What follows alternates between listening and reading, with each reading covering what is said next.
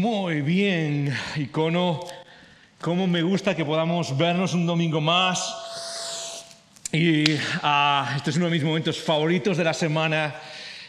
Y hoy es increíblemente especial. Me encanta ver tanta gente. Si esta es la primera vez que estás con nosotros, si alguien te ha invitado y quizás nunca has estado antes en una religión cristiana, evangélica, protestante, hey, bienvenido, quiero que sepas que estás en casa. Y déjame reconocer algo, si estás aquí y no sigues a Jesús, o lo estás pensando, o estás investigando, sé cómo te sientes, sé cómo se siente. Y sé que quizás es raro y que voy a escuchar ahora y que me van a decir. Yo, una de las cosas que hago como pastor, me encanta investigar otras creencias, otras religiones. Lo he hecho constantemente a lo largo de mi vida. Y no solo lo hago en libros, sino que trato de visitar centros de adoración de otras religiones y de otras ideologías. Y sé que hay cierta tensión en todo eso. Así que solo déjame decirte algo en medio de todo esto. Estás entre amigos, estás entre amigos y no queremos convencerte de nada, pero nos juntamos aquellos que seguimos a Jesús porque queremos adorarle y queremos abrir, ¿qué? Ok, gracias por dejarme en silencio. Queremos abrir nuestras Biblias. Queremos abrir nuestras Biblias para aprender el camino de Jesús. Y queremos abrir nuestras mentes y nuestros corazones para ser transformados. Porque esto no es un juego de conocimiento. Nadie te va a preguntar ni va a hacer un examen al final cuando salgamos. Todo se trata del camino de la vida y del camino de Jesús que creemos que nos ha dado la vida. ¿Estás conmigo? Ok, me llamo Joel, soy pastor aquí y hoy empezamos una nueva conversación, una nueva serie de conversaciones. Lo que hacemos en Icono es pensamos en una idea, en algo que creemos que debemos hablar, algo que se basa en las verdades que nos dice la Biblia, verdades que forjan nuestra vida, y lo que hacemos es por varias semanas hablamos de esas ideas, hablamos de esas cosas, y hoy empezamos una nueva semana porque hoy empezamos una nueva temporada. ¿Qué quiere decir que empezamos una nueva temporada? Que lo decía antes Ami, quiere decir que empezamos ese nuevo ritmo, igual que lo empezamos en todas las áreas de nuestra vida. En las áreas de nuestra vida ahora en septiembre empezamos instituto o universidad, o empezamos trabajos, o empezamos, no sé, un cursillo nuevo, o un deporte nuevo, o voy a ir al gimnasio, ¿sí o no? O voy a dejar el gimnasio. A lo mejor esa es la temporada en la que estás ahora. Pero ¿qué significa? Que tenemos ciclos en nuestra vida y tenemos que aprender a vivir de esos ciclos. La naturaleza nos lo enseña. Plantamos en una etapa del año, recogemos en otra etapa del año, ¿sí? ¿Qué quiere decir que empezamos temporada? Muy fácil. Quiere decir que ahora empezamos a llevarnos como iglesia a participar de esas cosas que nos ayudan a crecer en el camino de Jesús. Eso incluye estas series, incluye los iconogrupos, incluye a los otros, aparte de Icono, por ejemplo, iconos universitarios, incluyen otras muchas cosas de las que vas a escuchar hablar poco a poco, pero lo único que quiero es invitarte a participar de todo eso. No seas espectador,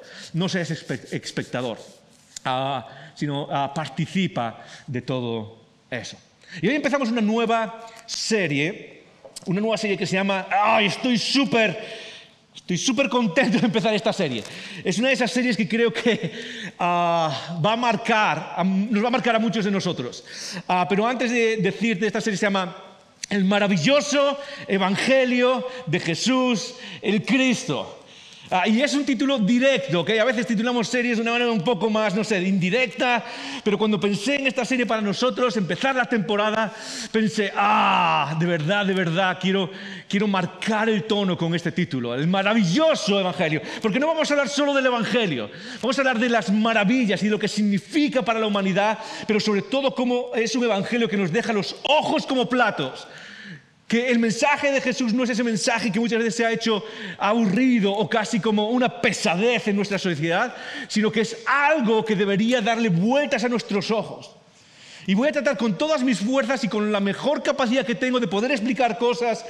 ¿Cómo es eso? ¿Qué significa esa palabra? El Evangelio, el maravilloso Evangelio. No el regular Evangelio, no el conocido Evangelio.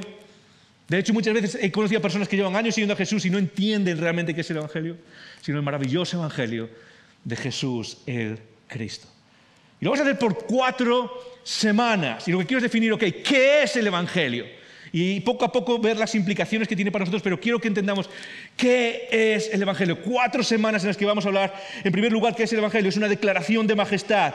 En segundo lugar, es una victoria sobre el pecado. En tercer lugar, la tercera semana será una llamada al arrepentimiento. Y en cuarto lugar, una invitación a participar en la vida de Dios, en la vida divina. Y de verdad espero que cada domingo que salgas de aquí, salgas con una sensación de no puede ser posible eso. Es algo increíble. Todo lo que hablamos aquí los domingos y las guías de conversación para los iconogrupos van a estar en la página web icono.online. Puedes visitar icono.online, puedes seguirnos en las redes sociales y siempre tratamos de conectar en las redes sociales y de poner información, de poner textos, de poner los audios y los vídeos en la web. Y la razón es muy sencilla. Por un lado queremos que todo el mundo tenga acceso a esto, pero por otro lado es invitarnos a todos nosotros a... ¿a cuántos os gusta ver shows que ya habéis visto? Levanta la mano. Eso es. Yo soy de eso, ¿ok? Os puedo decir que yo no veo shows nuevos. Yo siempre veo Friends, Cómo conocí a vuestra madre, Scrubs y Big Bang Theory. Siempre esos mismos, y los pongo ahí detrás y están dando vueltas, me sé los diálogos. Bueno, yo no, porque tengo mala memoria, pero a mí se saben los diálogos, ya a mí mi mujer los veo constantemente. Lo hacemos todos, es como que vemos una y otra vez lo que nos interesa y poco a poco nos va marcando, vamos conociendo. La razón por la que están ahí es para invitarnos a que sean parte de hacer eso mismo, de darle vueltas a las cosas, de escucharlos una y otra vez, que sean ese material al que volvemos y que nos retan. Así que ahí va a estar todo hasta que dure Icono. No sé cuánto tiempo será eso, pero hasta que dure Icono estarán ahí. Y hoy empezamos una conversación nueva y en esta serie quiero traer algo que hacíamos en el pasado y que hace mucho tiempo que no hacemos. Y es preguntas y respuestas. Preguntas y respuestas. Lo que quiero hacer es que, y los que lleváis tiempo ya siendo parte de Icono, os recordáis que hay series en las que al final de cada domingo, al final de cada conversación, dentro de media hora más o menos, daré tiempo para responder tus preguntas sobre lo que acabamos de hablar. Y la razón es porque quiero que las conversaciones sean conversaciones, pero sobre todo porque me interesa que esto quede muy claro, me interesa que esto quede clarísimo. Y si hay cosas que no se han entendido porque, no sé, no lo he explicado bien o he pasado por alto algunas cosas, quiero que tengas la oportunidad de hacer preguntas y que esto pueda ser claro. ¿Cómo puedes hacer tus preguntas? Muy fácil. Puedes enviarlas al email que está aquí en pantalla, preguntas@icono.online, o puedes enviarlas al WhatsApp de Icono. El teléfono es 620-207-268, 620-207-268, 620-207-268. Puedes enviar el WhatsApp desde casi ya, desde que empezamos a hablar, y esas preguntas que tengan que ver, por supuesto, sobre la conversación, ¿ok? Si me preguntas qué opino sobre el fichaje de Messi por el Paris Saint-Germain, creo que no voy a responder esas preguntas. Pero las preguntas que tengan que ver con la conversación de hoy, y quiero intentar responder esas preguntas al final de esta serie. Así que te animo a que puedas enviarlas, al final las trataremos de responder. ¿Estás preparado? Ok, no lo hago si no estamos más preparados que eso. ¿Estamos listos? Sí. Esto es algo que hacemos juntos, ¿ok? Abrimos la Biblia juntos y lo preparamos juntos e interactuamos en todo esto. Así que ayúdame ahora, ¿ok? Hoy vamos a hablar sobre qué es el Evangelio. Quiero tratar de empezar lo más sencillo y lo más despacio posible. Y muchas de las cosas que vamos a hablar van a ser casi obvias para aquellos que hemos seguido a Jesús por mucho tiempo, pero no me importa. Porque hay un problema y es que si lo obvio no se repite, dijo un pensador importante, si lo obvio no se repite con cierta frecuencia, tarde o temprano deja de ser obvio. Piensen en eso, si lo obvio, aquello que es obvio, aquello que sabemos, aquello no se repite con cierta frecuencia, tarde o temprano deja de ser obvio, quizás para la siguiente generación, quizás para nosotros mismos. Y como iglesia no quiero que cosas tan importantes como esto que llamamos evangelio dejen de ser obvios en nuestras vidas, dejen de ser una parte obvia, que se entiende perfectamente, que manejamos perfectamente para nosotros y para compartir con los demás. Así que lo que vamos a hacer hoy es empezar a hablar de esta idea de evangelio. Pero antes, déjame mencionar algunas cosas. En el año 1986, un psicólogo famoso que se llama Brunner, se apellida Brunner, distinguió entre dos tipos de pensamiento. Los seres humanos tenemos dos tipos de pensamiento de acuerdo a lo que él estaba enseñando. ¿Okay? Hay muchas categorías de pensamiento, pero distinguió entre dos tipos de pensamiento. Lo que él llamaba, por un lado, pensamiento paradigmático y por otro lado, pensamiento narrativo. Pensamiento paradigmático y pensamiento narrativo. El pensamiento paradigmático es el pensamiento de los datos, de los hechos, del análisis, de las respuestas cortas a las preguntas directas. Es el pensamiento que de alguna manera valoramos mucho hoy, de los hechos de la Wikipedia. Hay una mesa aquí y la hizo IKEA, ¿okay? Hay una puerta ahí detrás y no sé quién la hizo. Hay un vaso, hay agua dentro del vaso. Todos esos datos que son hechos tienen que ver con nuestro pensamiento analítico, tienen que ver con cómo analizamos el mundo, tienen que ver con esos hechos crudos, puros y duros. Tienen que ver con... ese es el pensamiento que te hace un poco insoportable con el café, ¿sí? Cuando te pones a mostrar todo lo que sabes y a nadie le interesa. Ese es el pensamiento que usamos, el pensamiento analítico.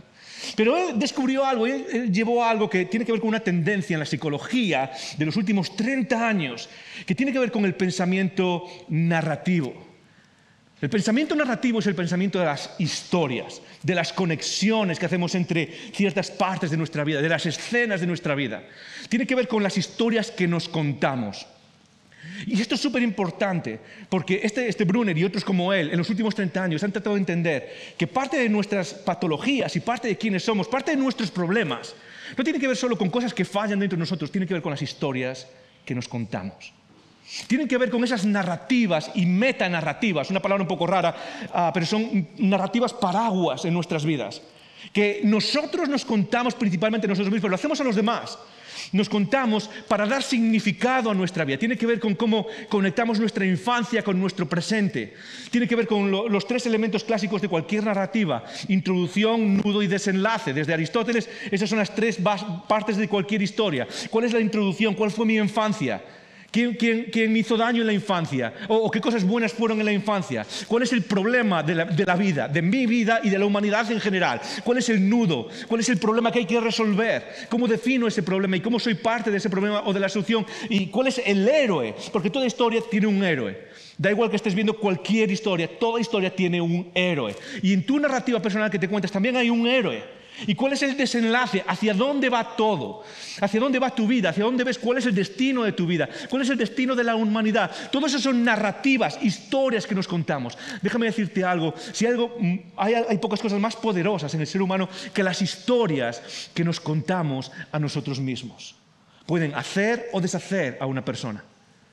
Ahora, déjame hacer una pregunta. ¿Qué historia te cuentas a ti mismo? ¿Qué historia te cuentas a ti misma? ¿Cuáles son las historias? Piensa por un segundo en eso y no quiero que lo hagas ahora en términos profundos, pero piensa, ¿cuál es la historia? ¿Cuál es el problema que hay en la vida, en tu vida? ¿Cuáles son los villanos en tu vida? ¿Los demonios en tu vida? ¿Cuáles son los héroes que están tratando de resolver esos problemas? ¿Quién es el héroe? Normalmente somos nosotros, ¿sí o no? ¿Cuál es el destino al que va tu vida? ¿Qué historia te cuentas? Esto es súper importante. Otro autor que analizaba esta idea de la narrativa y de cómo nos afectan nuestras propias historias, decía que las narrativas se crean para justificar nuestra posición en el mundo. Piensa en eso, las historias que nos contamos, las contamos ¿por qué? Porque hallamos extraño nuestro lugar en el mundo. Nos sentimos como extraños en este mundo, perdidos. ¿Sí? Podemos ver al resto de la creación, podemos ver a los animales y parece que están en casa en este mundo. Tú ves a un perro, ves a una vaca, ves a un tigre sentado en la sabana africana y está ahí, y parece que está tranquilo, está como en casa. Los seres humanos parece que nunca estamos como en casa, nos sentimos como extraños. Tenemos ansiedad existencial de qué estamos haciendo aquí y hacia dónde voy. Y tiene que ver con la historia que nos contamos, porque esas historias las usamos o las forzamos para dar sentido a nuestra vida. Y aquí viene el punto de esa psicología narrativa que viene dando fuerte en los últimos 30 años. Es que muchas de esas historias son mentira. El gran problema es que muchas de esas historias son como una droga que metemos en nuestra mente simplemente para justificar el lugar en el que estamos en el mundo. No es casualidad que cuando hablamos de los problemas, la mayoría de nosotros, ¿qué hacemos? Le echamos la culpa a los demás. Esta es una narrativa, la narrativa de echarle la culpa a los demás. No es casualidad que cuando hablamos de los problemas del mundo siempre recurrimos a las mismas cosas, los políticos, o la educación, por la sociedad, ¿sí? Tenemos al enemigo, al demonio ahí fuera. Las narrativas, qué historia te cuentas. Y quiero que pienses en eso en estos días. Porque creo sinceramente que muchas de nuestras historias no nos están ayudando. De alguna manera nos están destrozando. Y ahí es donde entra la palabra evangelio. Evangelio, el maravilloso evangelio de Jesús. Ahí es donde entra esa maravillosa palabra que viene desde los tiempos de Jesús, incluso antes, y que es el centro de lo que creemos. Ahí es donde entra la palabra evangelio, porque el evangelio, y quiero ayudaros a entrar ya en la idea, el evangelio es una historia diferente, es una narrativa distinta, o es una metanarrativa diferente a todas esas historias. Una narrativa que viene y transforma nuestras narrativas, pero es una narrativa real, verdadera, y eso es lo que quiero que vayamos a ver hoy. La palabra evangelio viene de una palabra griega que es evangelion, ¿ok? Evangelion. Y tiene dos partes. La primera parte es eu, la segunda es ángelos o ángel, ¿ok? Es donde sacamos la palabra ángel. La palabra eu significa bueno, es algo bueno. Ángel significa mensaje. De hecho, los ángeles en la Biblia son mensajeros de Dios, dan mensajes de Dios. Y la idea de evangelio o de evangelion en griego es un buen mensaje, como decimos, traducimos en español, las buenas noticias, pero es un buen mensaje. Pero hay algo súper interesante y esto nos va a ayudar. ¿Qué significa evangelio? En cómo se usaba en el mundo griego que rodeaba a Jesús. ¿Cómo se usaba en ese momento? La palabra evangelio se usaba principalmente para dos cosas. La primera era para recibir un mensaje, para una declaración de victoria. Era una declaración de victoria. Cuando el pueblo del que eras parte, la parte militar se iba y conquistaba otros lugares, Roma iba y conquistaba otros lugares, luego volvía un evangelio. Venía alguien antes del rey, antes de cualquiera, venía alguien con una declaración de victoria. Y esto es lo interesante, esto seguro que te va a llamar la atención, seguramente las personas que ya seguimos a Jesús hace tiempo nos va a llamar la atención, porque a la persona que venía a dar el evangelio, a dar el mensaje de victoria, ¿sabes qué se lo hacía? Se le premiaba a esa persona, era normal, se le ponía una corona de laurel. ¿Te suena eso de algo? Se le ponía una corona y se ofrecían sacrificios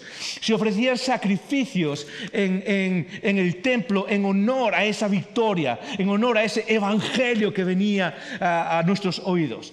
Y esto es lo interesante, es que Jesús en sus últimos momentos de vida es coronado con con una corona de espinas, no es bien recibido, es matado, y Él mismo es el sacrificio, no se ofrecen sacrificios. Es un evangelio, pero es distinto. Es de victoria, pero es otra victoria. Es una declaración de victoria, pero no tiene nada que ver con cómo lo hace el mundo. No tiene nada que ver con los patrones del mundo. En segundo lugar, la palabra evangelio tiene que ver con el culto al emperador, o el culto en aquel momento, el culto al César. El César era divinizado en aquellos tiempos y toda su vida, desde lo que decía, a lo que hacía, a lo que declaraba, era visto como un mensaje de Dios. Incluso su nacimiento era visto como un mensaje de Dios, es decir, como un evangelio. Aquí viene el emperador y el emperador va a traer fortuna desde su nacimiento hasta sus decisiones, hasta sus palabras. Él va a traer ese evangelio que trae fortuna. Ahora, en cualquiera de los dos casos hay un elemento común, ¿okay? Sobre todo en cómo se usaba el evangelio. El evangelio tenía una respuesta principal para las personas que lo escuchaban. Y esto me llamó la atención y me llama la atención porque no tiene nada que ver quizás con muchos como enfrentamos esa idea del evangelio. El evangelio, cuando llegaba en aquel momento, no el evangelio en plan Jesús, ¿okay? Me refiero al evangelio, cómo se usaba, esa declaración de victoria, esa declaración de la fortuna que iba a venir con el emperador. El evangelio tenía una respuesta inicial, era la respuesta que se esperaba, y es la respuesta de alegría o gozo. Piensa por un momento qué significa esto para nuestra idea del evangelio como seguidores de Jesús, porque ese paralelo creo que a veces lo perdemos como seguidores de Jesús. La primera respuesta del evangelio es alegría, gozo. La primera respuesta del evangelio no es ¿qué tengo que hacer? Porque la respuesta a la pregunta es nada, ya se ha hecho por ti. Tu vida ha cambiado. Hay un mensaje nuevo. Tu vida ha cambiado. Es distinta. Y la primera respuesta es, ¡wow! ¡No me lo puedo creer! Esa es la primera respuesta del Evangelio. La primera respuesta del Evangelio es, mi vida ha cambiado. Ya no es igual. Piénsalo por un segundo y trata de entrar en la emoción de lo que significa eso. Tú vives en un pueblo pequeño, viene Roma, trata de conquistarte, sale el ejército, va a luchar contra ellos y de repente traen un evangelio. ¡Hey! ¡Hemos parado a Roma! ¿Tú crees que esa gente va a preguntar qué tengo que hacer? No, lo que van a hacer es cenar con sus familias y ver a sus hijos y celebrar todos juntos y tener seguramente sexo por la noche y celebrarlo de las mejores maneras que puedan, ¿sí o no? La primera respuesta al Evangelio, iglesia, no es ¿qué tengo que hacer? No es, hey, ¿qué es lo que vamos a hacer? ¿Cuáles son los, no puedes hacer esto y no puedes hacer aquello? La primera respuesta al Evangelio es, sí, no me lo puedo creer. Y yo no sé a ti, pero a mí, persona que es bastante existencial, bastante analítica, hay ciertos mensajes del Evangelio que lo único que hacen es decir, no puedo creerme que entre en esta historia. ¿Cómo te sientes cuando se te dice que tus pecados han sido perdonados? Que tu separación del Creador ya no es un problema, que Dios se ha acercado a ti. De eso vamos a hablar las próximas semanas. ¿Cómo te sientes cuando se te dice una y otra vez que el final no es la tumba? Y si no crees en Jesús, quieres decir, esos son cuentos muy bonitos. Genial. Lo que quiero que entiendas es que no son cuentos. Es el mensaje de Cristo Jesús, que nos mira a la humanidad a los ojos y nos dice, no tengas miedo. La reacción inicial es, no me lo puedo creer. No sé si te lo has preguntado alguna vez, pero ¿alguna vez te has preguntado por qué cantamos en la iglesia? Y hacemos un karaoke. ¿Alguna vez he pensado que voy a tratar de poner en las letras, le voy a pedir a alguien que ponga una bolita que vaya pasando cuando cantamos para que parezca más un karaoke y alguno pueda seguir la letra? ¿Por qué cantamos en la iglesia? Quizás si eres nuevo, seguramente te has sorprendido. Wow, entras aquí, tienes un karaoke, tienes una banda cantando y celebrando y esta gente con las manos arriba y aplaudiendo y cantando. ¿Sabes por qué cantamos y aplaudimos y lo celebramos? Es porque eso es lo que hace el mensaje de Jesús en nosotros. Es por aquellos que hemos descubierto a Jesús y al Dios al que Jesús presenta. Nuestra reacción es celebrarlo tantas veces como podemos. Nuestra reacción es celebrar. Por eso nos llamamos a esto culto. Jesús es el culto. Nuestra vida es el culto racional, dice Romanos. A esto le llamamos celebración. Y por eso muchas veces nos llamo a repetir cosas y a decir, sí, puedo, ¿verdad? Y a que conté. ¿Por qué? Porque esto es una celebración. Y si entendemos qué significa el Evangelio, quizás lo que más quiero que entiendas es que si lo entiendes, el resultado inicial es de wow, la vida ha cambiado, no me lo puedo creer. ¿Sabes? El Evangelio no se parece a una lista de cosas que hacer, se parece más, estaba pensando esta semana, ¿a qué se parece el Evangelio? Quizás la analogía que voy a dar es un poco limitada, ¿ok? Así que quédate conmigo y trata de decir, sí, qué buena analogía, aunque no lo sea. No es tanto como una lista de leyes que el gobierno te va a dar, sería más como una lista de cambios que el gobierno pone en el BOE, anuncia en el BOE, ya está hecho. Por ejemplo, imagínate que el gobierno dice ahora, hey, vamos a bajar los impuestos el 50%, ¿ok? Y lo anuncia en el BOE. Todos sabemos qué es el BOE, ¿verdad? Es el Boletín Oficial del Estado, eso es, gracias. Es el Boletín Oficial del Estado donde las cosas del gobierno se hacen reales. Hasta que no aparece ahí, da igual lo que digan quien sea, ¿ok? Es en ese momento en el que... ¿Qué es lo que preguntarías si ves eso? No dirías, bueno, ¿y qué tengo que hacer ahora? ¡Nada! Ves a disfrutar la pasta que te vas a ahorrar, ¿ok? Eso es lo que tienes que hacer. Tienes que, wow, no me lo puedo creer. Hay un mensaje que alguien ha declarado oficial y certero y eso transforma mi vida. Y no tengo que hacer nada, tengo que ser feliz, vivir con alegría. Eso es el Evangelio. Eso es el Evangelio. Súper importante recordar. Pablo en Romanos 1. Vamos a Pablo en Romanos 1. Creo que es uno de los lugares. Si tienes tu Biblia, háblala en Romanos 1. Y si no tienes Biblia, no te preocupes. Los textos van a aparecer en pantalla, pero a todos nos a mínimo ten tu Biblia de papel, ¿ok? Solo quiero animarte a que tengas tu Biblia de papel. Romanos 1.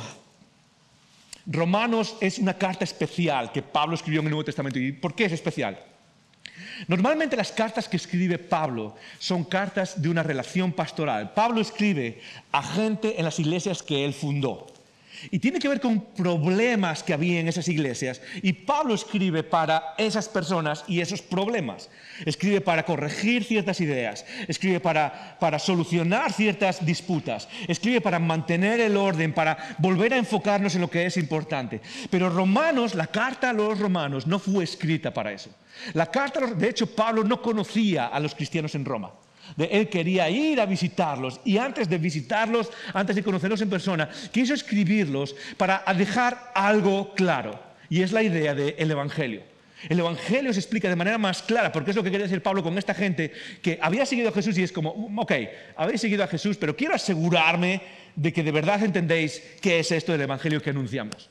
Y les escribe esta carta explicando eso. Así que lo que quiero es animarte a que durante esta serie leas el libro de Romanos. Ahora, desde aquí, cuando tengamos las conversaciones, no vamos a seguir el libro de Romanos. Vamos a ir a otras partes, vamos a ir a Levítico para explicar el Evangelio, vamos a ir a otras partes de las Escrituras. Pero lo que quiero es animarte a que si te vas a enfocar en algo estas semanas es lee el libro de Romanos. Y el libro de Romanos tiene partes que son complicadas, difíciles de entender, pero tiene algunas partes que vas a decir, wow, ok, entiendo lo que está diciendo y es increíble.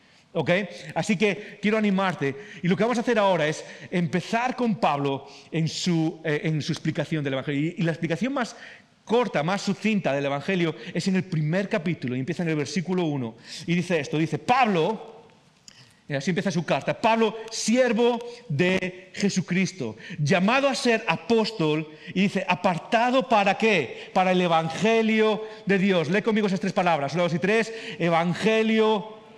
Eso es, vamos a hacerlo otra vez, 1, 2 y 3. Esto es muy importante, ¿ok? Porque Pablo ya mete en la mente, en nuestra mente, hey, ¿de qué os voy a hablar? Os voy a mencionar muchas cosas, pero quiero que sepas que lo importante, de qué va mi vida y de qué va nuestra vida es del Evangelio de Dios, o en otras palabras, de la narrativa que Dios cuenta, del mensaje que Dios envía, de las buenas noticias que Dios ha declarado y puesto en el BOE.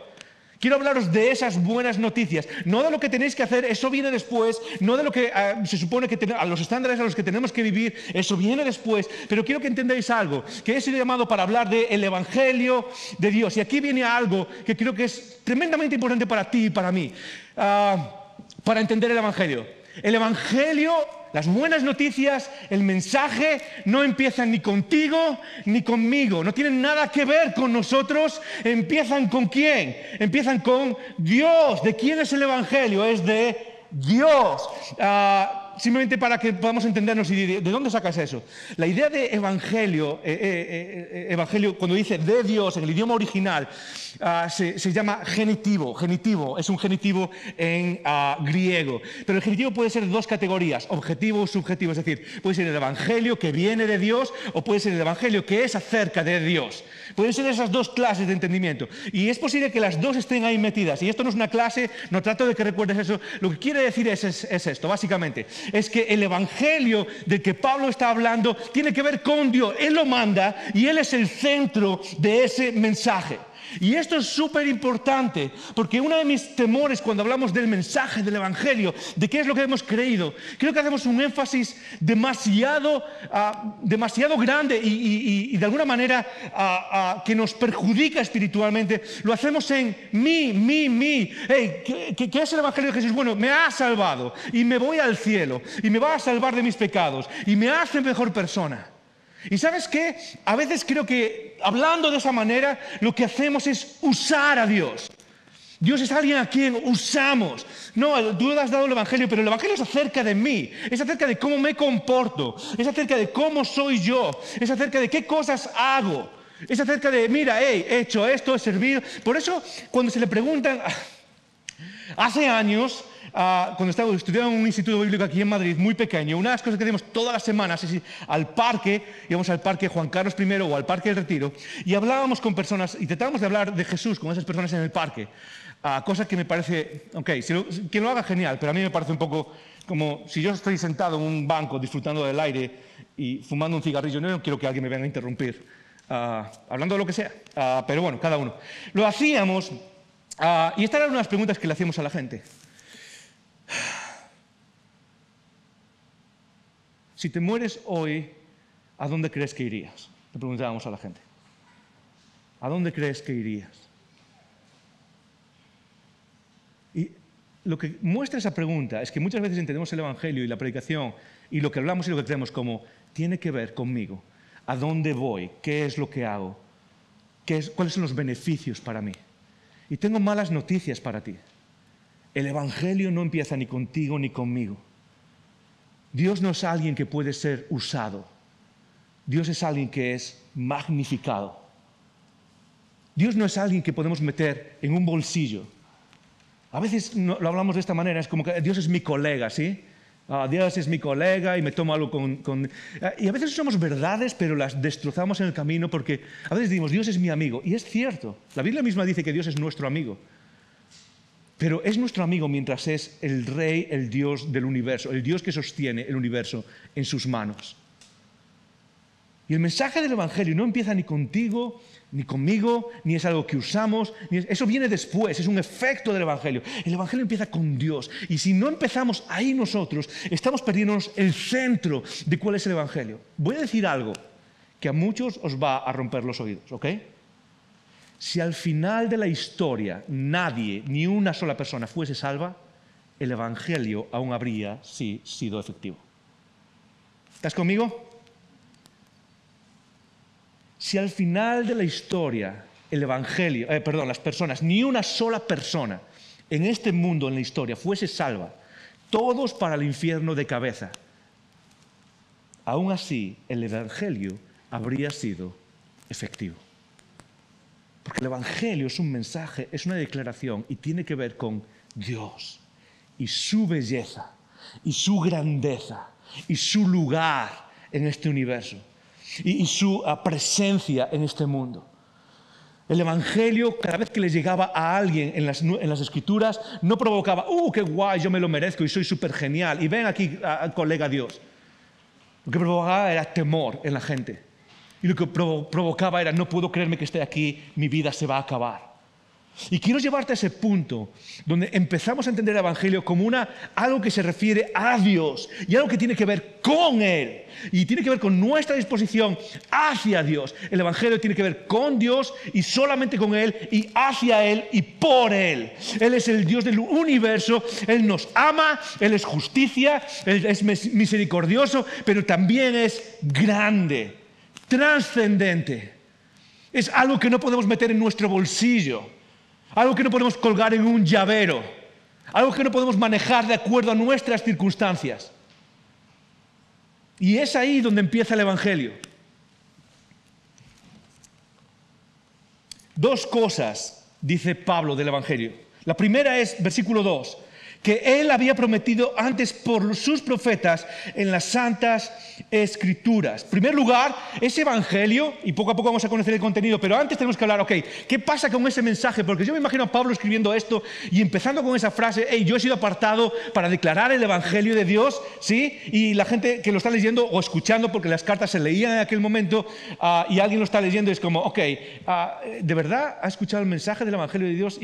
¿De verdad cómo podemos creer lo que está diciendo? Y Pablo dice, en primer lugar, ese evangelio fue planeado. En primer lugar, ese evangelio fue planeado. Dice el versículo 2, que había prometido antes por sus profetas en las Sagradas Escrituras. ¿Qué quiere decir eso? Muy fácil. Que el Evangelio que viene en Jesucristo y se hace completo, la declaración universal que Dios hace en esa persona que se llamaba Jesús, en su muerte y en su resurrección, es algo que no se improvisó en el momento, es algo que venía desde la antigüedad. Pablo menciona desde los antiguos profetas que hablaron y que profetizaron acerca de Jesús, pero incluso en Efesios dice que fue desde antes de la fundación del mundo. Y lo que trata de decir es que este evangelio fue planificado, Dios lo había planificado. ¿No te parece eso increíble? Yo sé que estas cosas a veces son como, ya está, muy bien. Pero es algo increíble. Piensa un segundo en ti mismo. Piensa un segundo en ti misma. ¿Cómo te sientes cuando alguien te trae un mini regalo, una cosita que ha planeado en su mente acerca de ti? ¿No te sientes importante? ¿No te sientes como, esta persona ha pensado en mí? Eso es algo que nos hace sentir como, valorados. Como, ¿de verdad estabas pensando en mí? Una de las personas que me hace sentir eso siempre es Ami. Ami, mi mujer, ¿ok? Planea, es algo que no me merezco, pero planea mis cumpleaños, y no la fiesta de cumpleaños, planea los regalos que me hace. Nunca nadie había pensado en mí, tan profundo como lo hace ella en sus regalos. Es como, soy una persona a la que le gusta aprender, siempre estoy tratando de aprender cosas, aprender. Y no sé por qué, cada uno tiene sus defectos. Pero una vez estábamos como, ok, ¿qué le regalo? Vivíamos en Estados Unidos y vivíamos cerca de una pista de avionetas, de aterrizaje y todas estas cosas. Pues su regalo de cumpleaños fue un curso para aprender a volar una avioneta. Esto es en Charlotte, en Estados Unidos. Y dijo, ¿sabes qué? Sé que te gusta aprender cosas, he comprado este curso para que puedas... Y era una lección donde te explicaban cómo volar un avión y después volabas por 15 minutos. Y en medio de volar por 15 minutos me dejaron pilotar el avioneta por 5 minutos. ¿De verdad no entiendo qué aseguradora tienen ellos detrás? Porque dejar pilotar a un tío que jamás pisó así, de la nada, venga, te toca, gira aquí, baja aquí, sube aquí. Okay, no sé cómo funciona esto, pero me dejaron pilotar una avioneta. Y a mí me dejó con la boca abierta. ¿Por qué? Porque pensó, lo había planeado. Este año cumplí 40 años, ¿ok? Y algunos no sé cuántos habéis cumplido 40 años o ya pasáis de esa edad, pero a veces cuando pasas ciertos números, ¿verdad? Del 39 al 40, del 49 al 50, es como que viene un poco de vértigo, ¿sí o no? Es como, wow, ¿qué está pasando aquí? Que la vida se va más rápido de lo que parecía. Y este año lo estaba llevando un poco mal, mis 40, ¿ok? Es como, ya me estoy haciendo viejo, ya no sé, salen canas, me llega una cuarta hija, es como... Y de repente Ami me dice, ok, este era el regalo que tenía planeado para ti. Traté de investigar cómo podíamos comprar una vuelta en un Fórmula 1. ¿Sabe que me encanta la Fórmula 1? Entonces, ¿cómo podíamos comprar una vuelta en una Fórmula 1? El problema es que era solo una vuelta y costaba 1,5 riñones. ¿Okay? Y le dije, ok, si vamos a hacer eso, espera que nuestras hijas crezcan y trabajen y le quitamos el riñón a ellas, no a nosotros. No, es broma. Pero luego me regaló otra cosa que pensaba en mí. Este año, por mi 40 cumpleaños, de sorpresa, no me lo esperaba ni de broma, me compró varias noches en un monasterio dominicano. ¿Dominicano? Dominicano. No en la República Dominicana, sino de los dominicos, ¿ok? Aquí en el norte de España. Dos noches solo, completamente solo, para meditar, para orar, para estar con Dios. Y lo pensó simplemente porque me conoce y lo planeó por meses, con las niñas incluso. Y las niñas se morían por decírmelo. Las niñas estaban como, se lo decimos. Y es como, no, esta es una sorpresa, la hemos planeado. Y era perfecta. Además, una de las cosas que me mostró, que siempre lo hace a mí, cuando salgo de viaje siempre hace lo mismo. Me preparó la maleta. Pero no me prepara la maleta. Me prepara la maleta, me la llena de notas por todos sitios. Notas debajo de los pantalones, debajo de las camisetas, en los calzoncillos. Okay, a veces es como, ok, aquí hay una nota. Okay, es como, o sea, es notas por todos sitios. Hey, te queremos, tú puedes, hey, venga, te echamos de menos. Y no solo eso, sino que esta vez me puso comida, me puso queso, que me encanta, la gente que sabe que me encanta el queso, y me puso otras cosas para comer que salvaron mi vida, porque la comida en el monasterio no es que fuese muy... Más o menos. Y salvaron mi vida, literalmente, ¿ok? Yo no soy de dulces, me puse una tableta de chocolate, me la devoré el primer día. Imagínate lo mala que era la comida. Pero, ¿qué quiero decir con eso? Tú conoces esa sensación. Conocemos toda la sensación de que alguien planea algo por ti.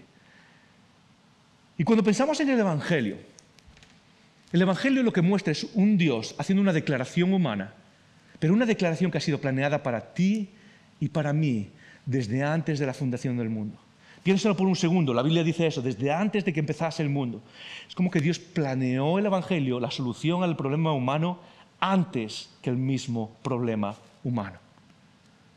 Dios estaba pensando en ti y en mí al hacer esa declaración. ¿No es increíble? ¿No es maravilloso? Dios estaba pensando en nosotros, planificando cada detalle.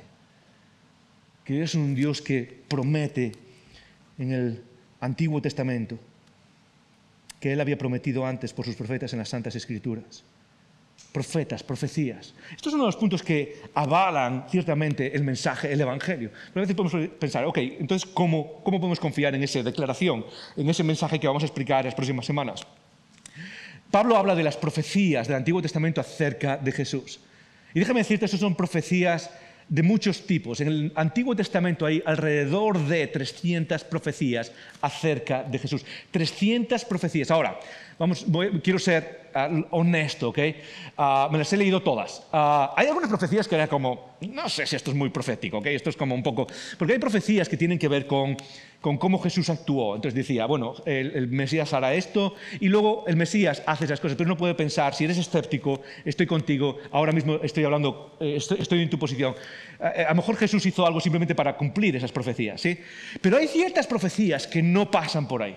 Hay ciertas profecías que no son controlables. Hay ciertas profecías que son como, es imposible estadísticamente que eso haya pasado por casualidad. Quiero presentarte 5 profecías, simplemente para que entiendas lo que está diciendo Pablo aquí. En primer lugar, la primera de esas profecías es el Mesías nacerá en Belén. Ese estaba profetizado en Miqueas 5:2. Miqueas en el Antiguo Testamento profetizó que el Mesías prometido por Dios nacería en Belén. Ahora, quiero que sepas algo. Belén no es París, Nueva York o Madrid, ¿ok? Con 2 millones o 10 millones de habitantes. No es Ciudad de México, ¿ok? Con 25 millones, no sé cuántos tiene, pero es enorme. Belén era un pueblo con apenas unas docenas de casas. De hecho, estadísticamente, cumplir esa profecía sería prácticamente imposible. Cientos de años antes, Miqueas, en el capítulo 5, predice que Jesús nacería en Belén, en ese pueblo específicamente. El Mesías sería crucificado. Ahora, esto es súper interesante. Esto lo dice Isaías 53:12. Isaías 53:12 dice que el Mesías sería crucificado, sería atravesado, sería muerto con la cruz. ¿Sabes qué es lo interesante acerca de esta profecía? Que la ejecución por crucifixión no empezó a existir hasta cientos de años después de la profecía de Isaías. El método de ejecución por crucifixión la inventaron los romanos cientos de años después. Isaías escribe 700 años antes de Jesús. Y el método de crucifixión se inventó cientos de años después. Y aún así Isaías predice que el Mesías moriría ¿qué? Crucificado, atravesado sus manos. 700 años antes. El Mesías entra en Jerusalén montado en un asno. Zacarías 9:9.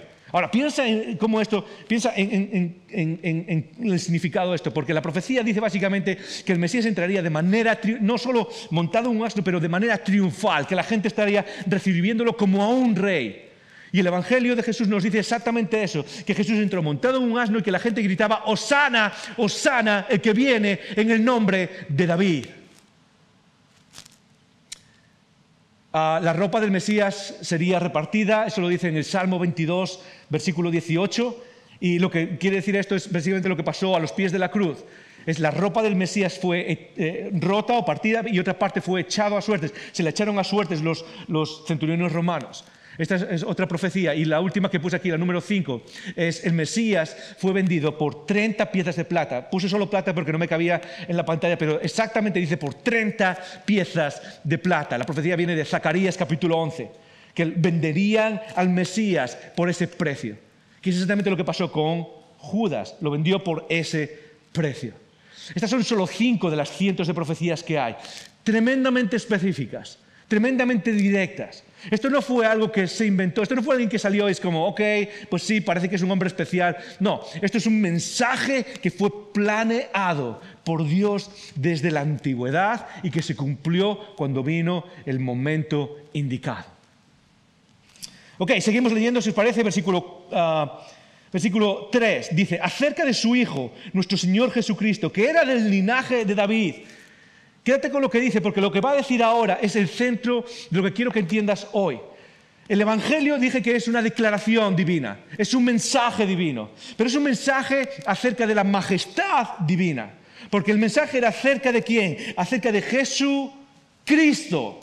No sé si lo sabes, pero esa palabra final, Cristo, es una palabra griega que se refiere al Mesías. Mesías es la palabra hebrea y tanto Cristo como Mesías se refieren al ungido. En otras palabras, a la persona que iba a ser ungida como rey. Es un término de majestad, es un término de una persona que reina, que gobierna. Por eso se llama Jesús el Cristo. Es Jesús aquel que iba a ser rey. Entonces, ¿dónde empieza el Evangelio según Pablo? Muy fácil. Es en que Dios había planeado la venida de alguien que iba a ser declarado como rey, declarado en su majestad, declarado como aquel que gobierna sobre todo lo creado. declarado como el soberano de todo, en el que nadie le hace sombra. Eso es lo que hizo el Evangelio, el mensaje de Dios. Eso es lo que hizo Dios en una cruz. Lo que hizo fue poner su mano, y me voy a cargar esto, lo que hizo fue poner su mano sobre la mesa y decir, se acabó. O en otras palabras, consumado es. El plan se ha terminado, la declaración está hecha, el BOE está firmado, este es el Rey del universo. Yo sé que eso es problemático de entender. ¿Sabes por qué? Vivimos en un mundo de ofendiditos, ¿sí o no? Esa es cara, gracias. Vivimos en un mundo de ofendiditos. Y sabes, es normal, una de las cosas que crea el Evangelio en nosotros cuando lo escuchamos, o las primeras cosas que crea en nosotros es un sentimiento de ofensa. Me está ofendiendo. Porque si entendemos que el Evangelio empieza con Dios y su majestad y su declaración de que Él es el que tiene este universo por la sartén, por el mango de la sartén. Si entendemos que Él es el que gobierna y que nada se le escapa. Si entendemos que en Cristo Dios hizo una declaración final en la que decía, el Rey ha vuelto y está aquí para quedarse. Lo que va a hacer es ofender a todos los demás reyes y gobernadores de la historia. Empezando por los políticos, empezando por los gobernadores sociales. Pero ¿sabes qué? También a ti y a mí, a aquellos que creemos que somos los reyes de nuestra propia vida. Aquellos que controlamos y sentimos que necesitamos controlar nuestra propia vida. Cuando escuchamos el mensaje de Jesús nos ofende. ¿Por qué? Porque Dios no comparte su majestad con nadie. El Dios del universo no comparte su majestad. Y por eso para muchos es increíblemente difícil entrar en el Evangelio. En la mayoría de las religiones del mundo, en la mayoría de las ideologías del mundo, el problema es distinto. ¿Sabes por qué? Porque la cuestión es qué es lo que tengo que hacer. Y paradójicamente, aunque tengas que hacer cosas que te sacrifican, cosas muy difíciles, lo que haces es darte un sentido de control. Por medio de lo que haces, por medio de la oración mirando a cierto lugar o por medio de recitar ciertas cosas, lo que haces es darte un sentido de control, de yo puedo hacerlo, yo tengo que hacerlo. El Evangelio ofende, ¿por qué? Porque lo primero que te dice es, solo hay un Dios y no eres tú. Esa es la declaración. Dios, ¿qué es lo que hizo? Acerca de su Hijo, nuestro Señor Jesucristo, que era del linaje de David según la carne. Y en el versículo 4, el último versículo que vamos a leer, dice que fue que declarado. Di conmigo esa palabra, 1, 2 y 3. Ok, algunos ya se han dormido. Shh, no los despiertes. Di conmigo, declarado. Declarado. De ahí viene la idea de que el Evangelio es una declaración. Es Dios poniendo la mano encima de la mesa y dando la declaración final de qué es este mundo.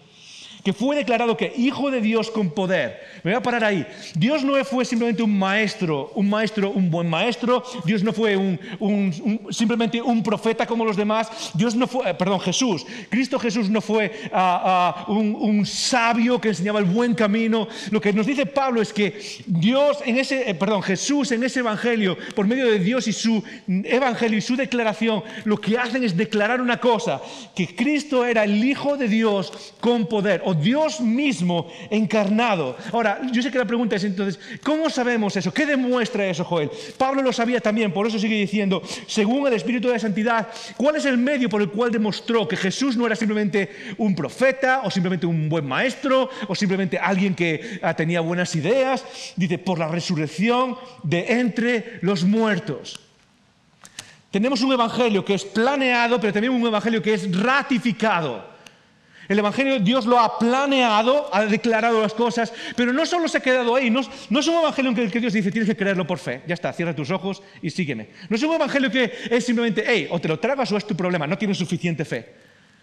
Dios sabe cómo somos y ante un mensaje grande, de hecho esto es algo que dice el gran físico, y ahora se me fue su nombre, pero dice, una gran declaración requiere una gran, ¿qué? Prueba, una gran evidencia.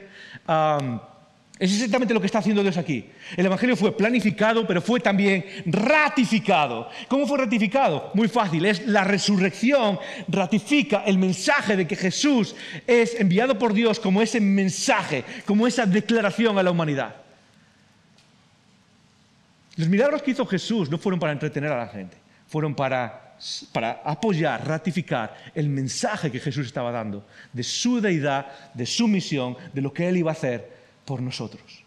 Y esa resurrección fue lo que ratificó que Él era el Mesías esperado, la declaración divina de Dios.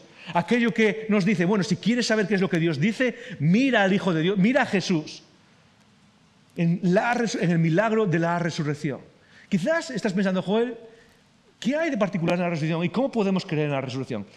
No voy a entrar ahora en todas las ideas que podemos navegar para entender cómo pasó la resurrección de Jesús, pero Pablo mismo, en el otro texto de la Biblia, hay dos textos de la Biblia que resumen perfectamente el Evangelio, uno es Romanos 1, el otro es 1 Corintios 15.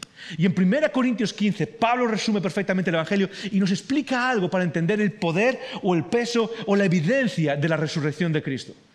Porque Pablo sabía, igual que Dios lo sabe, igual que tú y yo lo sabemos, que creer que alguien resucitó es un poco complicado. Pero Pablo en 1 Corintios 15 dice, mira, os voy a explicar el Evangelio, y explica ciertas cosas. Y luego sigue diciendo esto.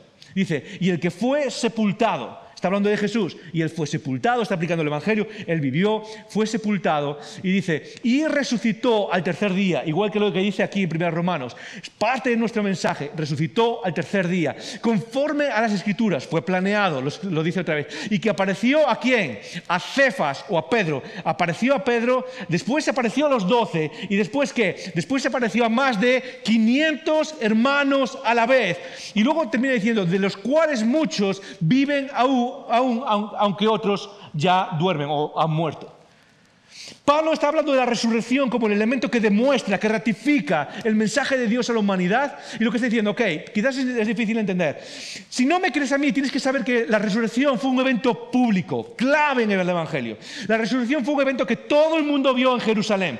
Todo el mundo sabía quién era Jesús, todo el mundo lo vio morir, y todo el mundo, después de que resucitó, lo vio caminar por las calles de Jerusalén otra vez. Y si no me crees a mí, no solo se me apareció a mí, se le apareció a los apóstoles, se le apareció, y dice, a más de 500 personas a la vez. Habrá alguno que diga, no, es que esa gente estaba alucinando. No, el individuo alucina. 500 personas no alucinan a la vez. Y lo que está diciendo, incluso llega a esa frase final, de los cuales muchos viven. ¿Me permites traducirte esta frase? Pablo les estaba diciendo, si no me crees a mí, pregúntales a ellos. Están ahí los que lo vieron. Están vivos. Esto no es algo que pasó hace mucho, mucho tiempo, en un lugar muy, muy lejano, en una historia perdida en los tiempos. No, están ahí las personas que lo vieron. Y si la resurrección, como dice Pablo en otro lugar, si la resurrección es cierta, el Evangelio es algo muy distinto. Es una declaración de Dios. Es la declaración de Dios para la humanidad de que el Rey ha vuelto.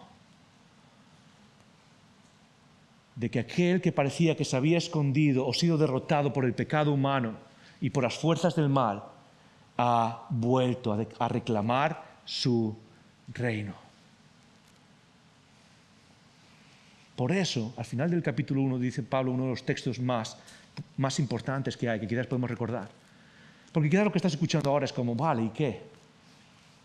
Y Pablo dice, porque no me avergüenzo del Evangelio.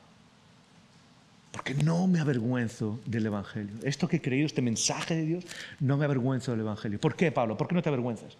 Porque es poder de Dios. Dilo conmigo esas tres palabras. Poder de Dios.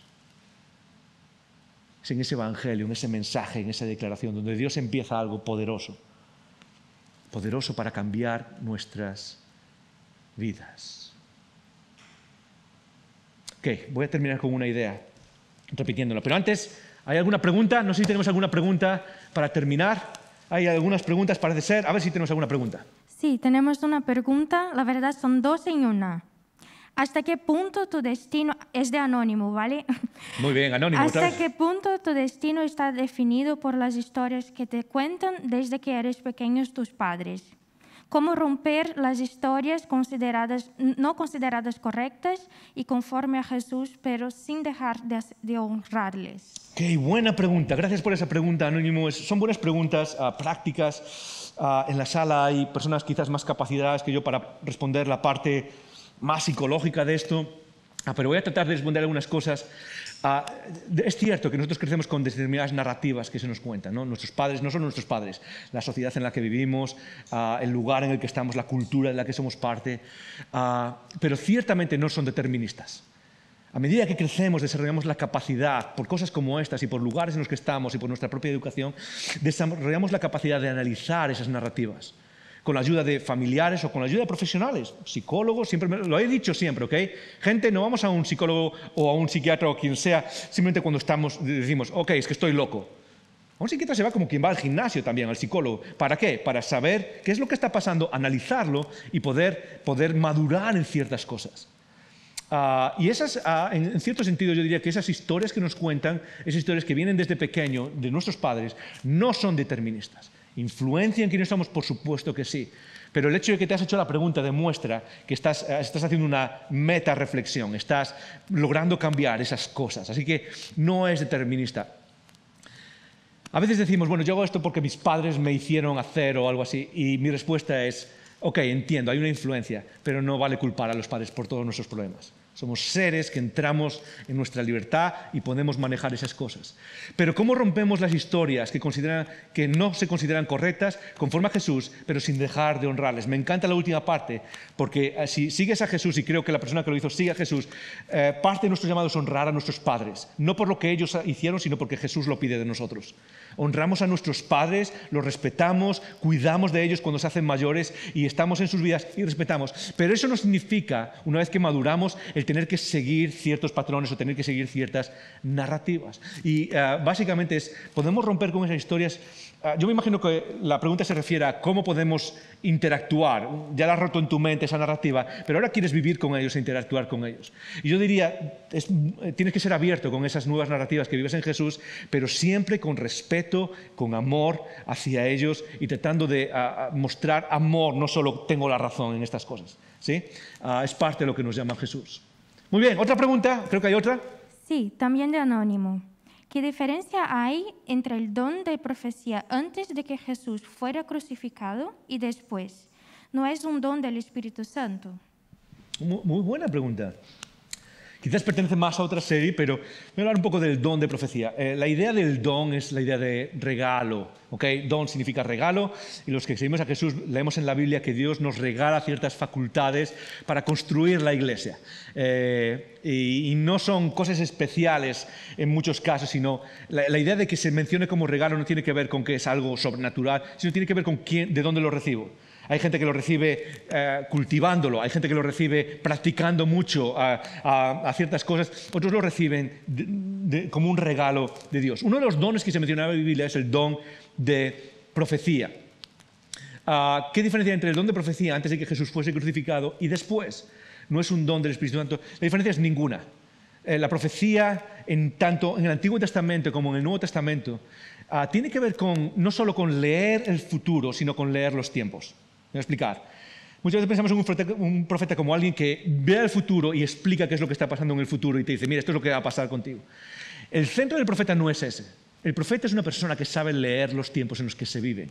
Los profetas del Antiguo Testamento fueron personas que supieron leer el tiempo con las gafas divinas. Supieron leer qué es lo que estaba pasando, supieron decirle al pueblo, ¿sabéis qué? Vienen a conquistarnos y da igual lo que hagas, nos van a llevar cautivos.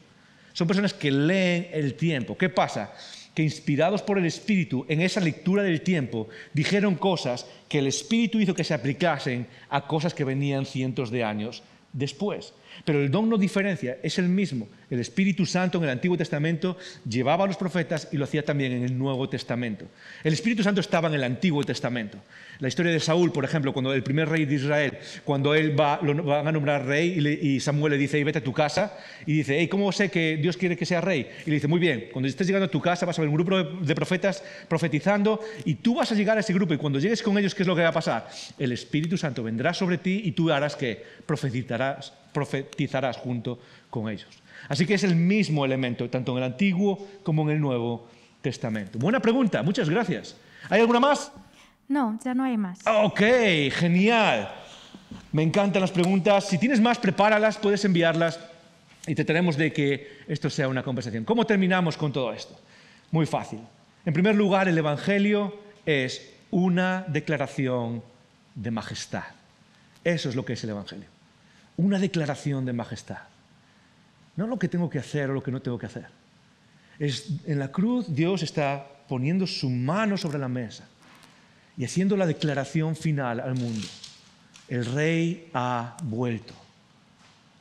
Ahora la pregunta es, ¿cómo integras eso en tu vida?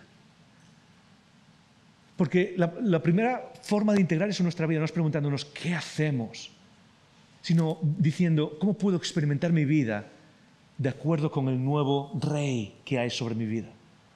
Si las leyes cambiasen ahora en España, muchas veces no nos preguntaríamos ¿qué tengo que hacer? Lo que diríamos es que, ¿cómo voy a vivir eso? Ya no tengo que ponerme máscara ahora. Ahora puedo, juntar a gente en mi casa y disfrutar de todo esto. Es una declaración de majestad. Icono, nuestro llamado a aquellos que hemos seguido y creído el Evangelio es en primer lugar a mirar al Dios creador y reconocerle como majestad sobre todo lo creado. No solo sobre mi vida, sino sobre todo. Dios ha vuelto y ha dicho, esto es mío. El Rey está de vuelta. ¿Qué hacemos con todo esto? Muy fácil. Dios te invita a entrar en la historia real que Él ha declarado. Dios te está invitando a entrar en esa nueva narrativa. Dios habla a la humanidad y nos recuerda que somos suyos.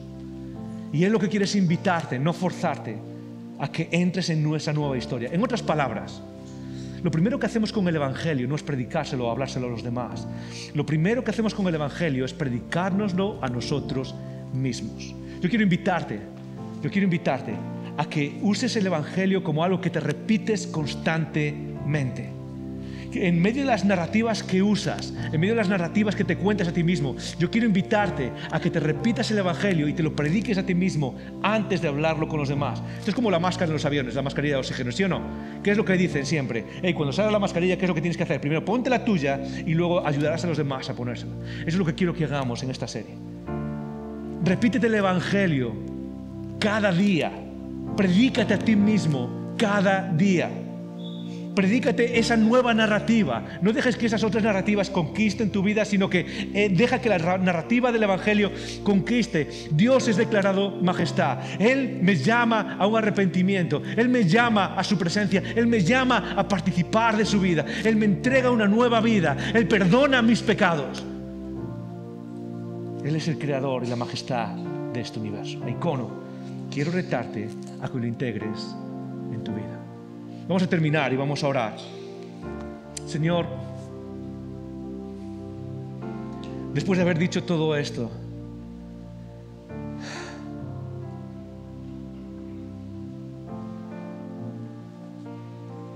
no queremos caer en la tentación de dejar que simplemente sean ideas en nuestra cabeza. Yo quiero orar por cada persona en esta sala y cada persona que quizás lo va a escuchar después.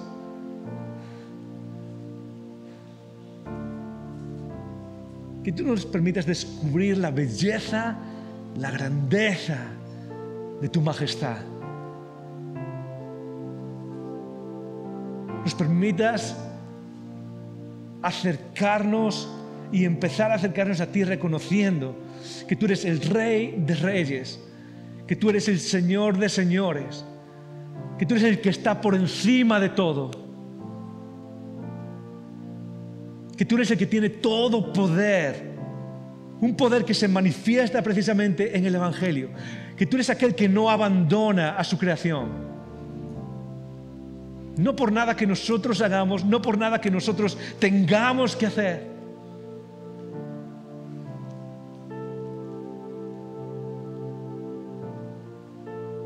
Padre, lo que oramos juntos aquí,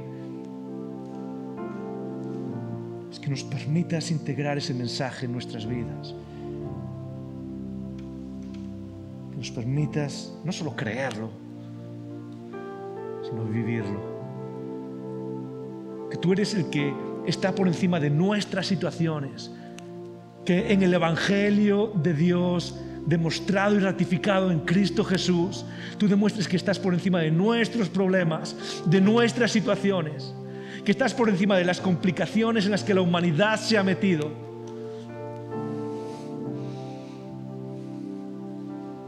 Nos das esperanza eterna.